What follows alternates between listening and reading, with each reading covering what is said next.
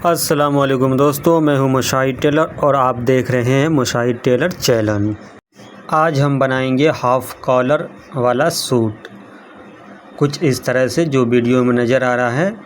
चलिए स्टार्ट करते हैं स्टार्टिंग से। ये हमारा पहले हम नेक का कटिंग करेंगे सूट का।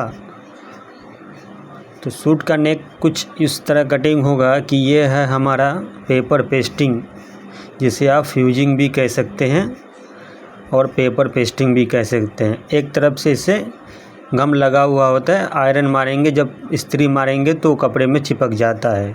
तो ये एक टुकड़ा लेना है हमें 8 इंची चौड़ा का और डीप आपका नेक के हिसाब से। तो ऊपर से हम पहले काट कर बराबर कर देते हैं कैंची के मदद से, और फिर हम इसमें मार्क करेंगे नेक का जो चौड़ाई है हमारा 6 इंची, तो वो हम मार्क करेंगे पहले।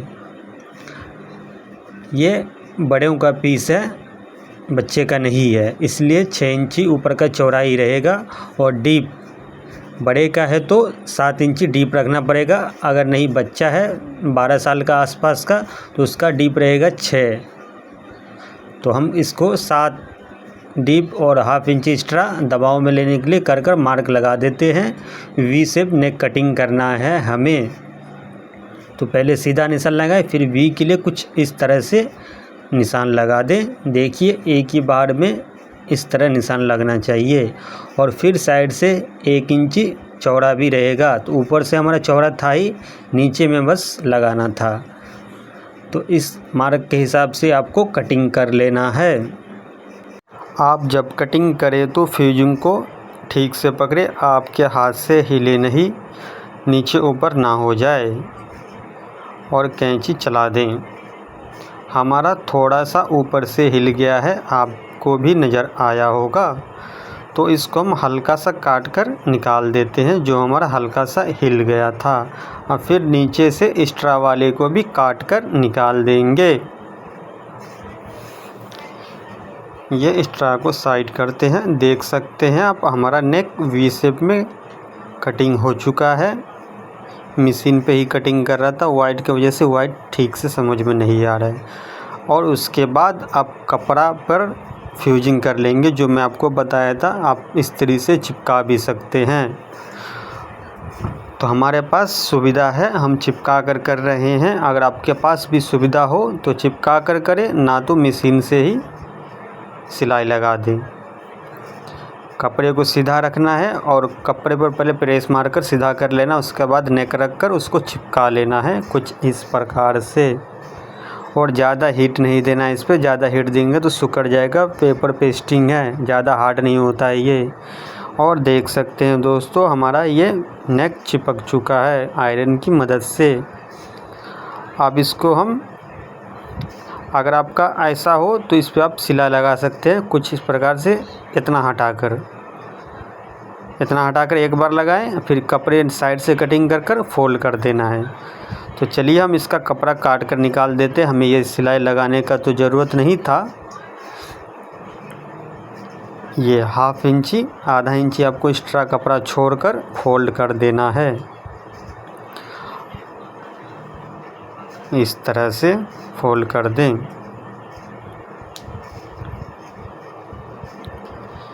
एक हाथ से आप कपड़ा फोल्ड करें, दूसरे हाथ से नेक को घुमाते जाए। आप कोने पाए तो कुछ इस प्रकार से मोड़कर पहले से आपको रेडी हो जाना है। और फिर सुई गाड़ कर ही चाप को उठाकर मशीन घुमाएं।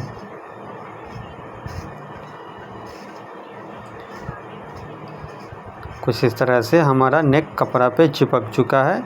और अब एक्स्ट्रा कपड़े को, धागे को काट कर निकालने के बराबर से। कपड़े बनाने के टाइम पे फिनिशिंग का ख्याल रखना बहुत ज़रूरी है। और बीच से चीर देंगे। बीच से चीरने से हमारा ये होगा, नेक चौड़ा करके फैलाने कर रखने में आसानी होगा। अब हम कपड़े में शोल्डर पे चटका लगाएंगे। 6 इंची गले का चौड़ाई था तो हाफ उसका 3 होता है, 3 पे हम चटका लगा देते हैं। अब इस पे नेक बैठाएंगे। ऊपर में चटका दोनों तरफ दिख रहा है दोस्तों, इस चटके पे रख कर ही आपको नेक को तैयार करना है।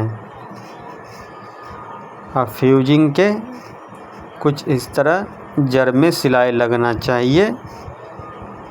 ऊपर ना भागाए ना नीचे जाए। अगर इसमें आपका निशान से सिलाई हटा तो नेक का शेप बिगड़ जाएगा। तो जिस तरह नेक कटिंग किया हुआ है उसी तरह आपको सिलाई लगाना है। और फिर यहाँ पर आकर सुई गाड़ कर चाप उठाएं, उसके बाद घुमाना इस तरह से।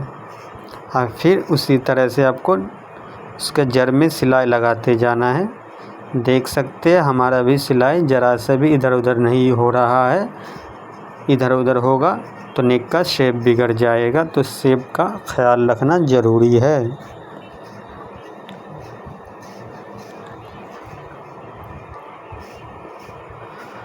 अब इसको हम इतना छोड़कर पूरा काट कर निकाल देंगे। इससे ज़्यादा छोड़ेंगे तो गला सुखरेगा, फिनिशिंग नहीं आएगा। और बीच में इस तरह से आपको जड़ तक सिलाई कपड़े को काट देना है। कुछ इस तरह हमारा कपड़े कट कर निकल चुका है। अब इसको हम उल्टाएंगे, उल्टा कर उसके बाद कोर पर सिलाई लगाएंगे। इस तरह से आप भी उल्टा लें। ये देखिए उलट कर। और चाहें तो आप इस पर प्रेस मार के इस्त्री मार कर भी सीधा कर सकते हैं। नहीं तो ऐसे भी आपका हो जाए अगर तो कोर पर सिलाई लगा दें इस तरह से। बस कोर पर सिलाई लगाना है। डबल सिलाई लगेगा एक कोर पे, एक चाप हटा कर। कॉलर वाला है, कॉलर में भी वैसे ही हमारा लगेगा अटैच करने के टाइम पे।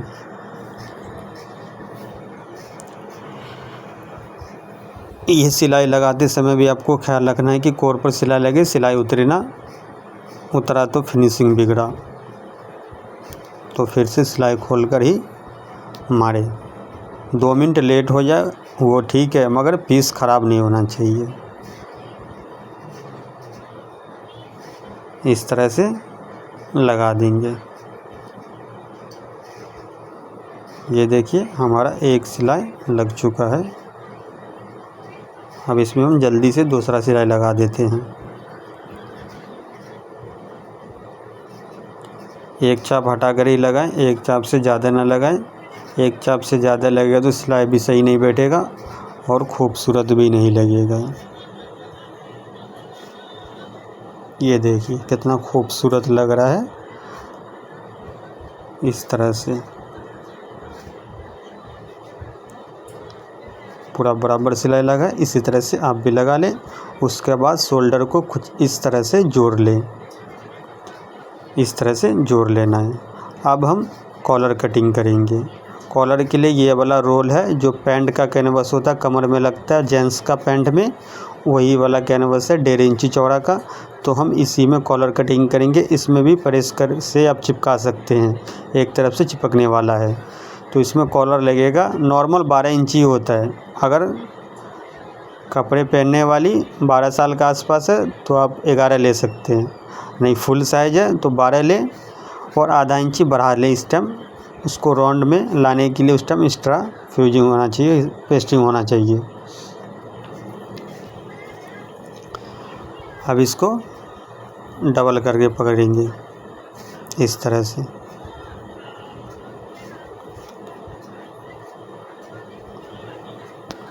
इंची टेप लेकर देखिए हमारा 12 इंची को आधा करते हैं। आधा करके कितना पे आता है, 6 पे। तो 6 अब इसको देखना है कि 6 इंची हमें कॉलर को नापना है डबल करने के बाद। ये हमारा कुछ इस तरह से देखिए 6 से हल्का ज़्यादा है क्योंकि हाफ इंची ही एक्स्ट्रा मैंने छोड़ा था, इतना हमारा एक्स्ट्रा है। अब इसको हम ठीक से पकड़ेंगे और सिर्फ ऊपर के साइड से राउंड करना है और कुछ नहीं करना है। बस हमारा इतना सा राउंड करना था। सो हमारा राउंड कटिंग हो चुका है। देखिए बिल्कुल सीधा है। अब इसको भी हम आयरन की मदद से कपड़े पर चिपका लेंगे। 2 इंची चौड़ा आपको कपड़ा लेना है। हमने सलवार का कपड़ा पे चिपकाने का फ़ैसला किया है। तो पहले प्रेस से हम इसको भी सीधा कर लेते हैं। सीधा करने से कॉलर के नीचे तरफ से कपड़ा सुखरा नहीं रहता है, बिल्कुल सीधा चिपक के आता है। आपको दिखाएंगे अभी।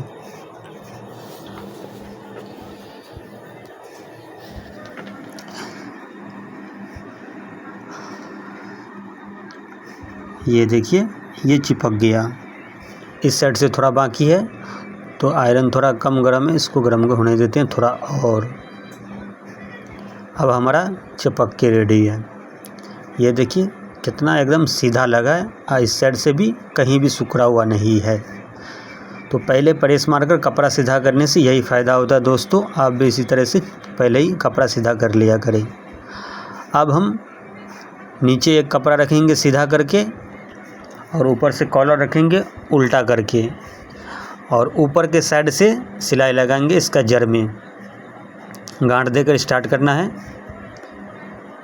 कुछ इस तरह से, जड़ में बिल्कुल सिलाई लगाते जाना है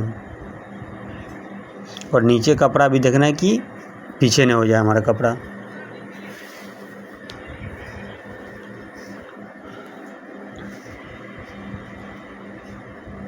गोलाई के पास ठीक से जड़ में सिलाई लगा कर गोलाई घुमाएं, क्योंकि गोलाई अगर शेप नहीं आया तो खूबसूरत नहीं लगेगा, खूबसूरती में कमी हो जाएगा। और हल्का सा कपड़ा एक चाप करीब कपड़ा छोड़कर स्ट्रा को काट कर निकाल दें कुछ इस प्रकार से।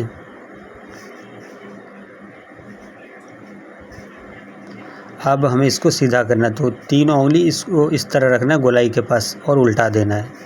दूसरे साइड भी आपको ऐसे ही 3 उंगली रखना है और उल्टा देना है। इससे हमारा गोलाई सही आता है और उंगली की मदद से कुछ इस तरह से हम कपड़े को सीधा कर देंगे।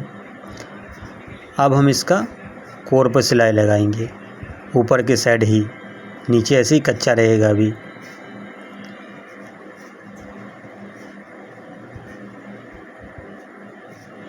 ये भी कोर पर सिलाई जब भी लगाएं तो सीधा लगाएं, कहीं उतरे ना।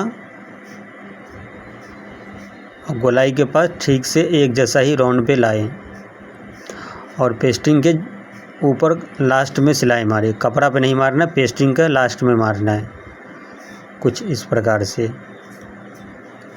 और जो कपड़ा है पेस्टिंग को छोड़ के, पेस्टिंग को हम नहीं काटेंगे, कपड़ा जो एक्सट्रा है कपड़ा को बस काट कर निकाल देंगे।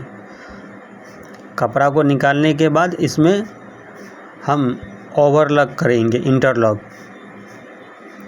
और अभी हमें इसमें कॉलर अटैच करना है। तो हमारा शोल्डर जोड़ के तैयार था, तो पीछे के पल्ले में हम इसमें 1/2 इंची काट कर निकालेंगे कपड़ा। ये देखिए बीच में ज़्यादा निकलेगा दोनों साइड, फिर धीरे धीरे कम हो जाएगा। बस बीच में आधा इंची निकालेंगे, ज़्यादा नहीं निकलेगा। ज़्यादा निकलता है फुल कॉलर वाले पीस में, इसमें इतना ही निकालना है। और देख लेना शोल्डर दोनों मिलाकर चटका लगाएं। दोनों शोल्डर मिल गया इस तरह से। अब बीच में चटका लगा दीजिए। अब कॉलर में हमारा सेंटर में सीधा तरफ से निशान लगाकर तैयार है। ये निशान देखिए। अब इसको हम चटका से मिला लेंगे। इस तरह से चटका से मिलाकर रखना है और उस साइड आपको लेके जाना है। और गला का जो जड़ है वो जड़ से सिलाई स्टार्ट करना है गांठ देके। वही एक चाप का दबाव लेना है और कपड़ा ज़्यादा रहे तो चले, मगर कॉलर में एक चाप ही एक्स्ट्रा है। और सेंटर का ध्यान रखें, सेंटर हमारा मिलना चाहिए कॉलर में जो सेंटर का निशान लगा था। और ये जड़ तक का सिलाई लगा देना है आपको।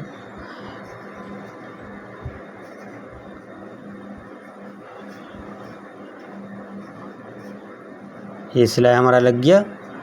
अब धागा हुआ काट के, और देखिए नीचे से कॉलर रहेगा और ऊपर से आगे वाले गले का साइड रहेगा। तो सिलाई के ऊपर ही आपको सिलाई स्टार्ट करना है। ये देखिए गांठ देकर स्टार्ट करें दोस्तों कुछ इस तरह से। और सिलाई मारकर लाकर जो कंधी का जोड़ है शोल्डर का, उस जोड़ पे आपको रोकना है और वहाँ से टर्न लेना है आगे बढ़ने के लिए। ये शोल्डर का जोड़ था, बिल्कुल कपड़ा को सीधा पकड़ना है और जोड़ के ऊपर पल्ले के साइड मारना है। कॉलर पे सिलाई नहीं लगना चाहिए।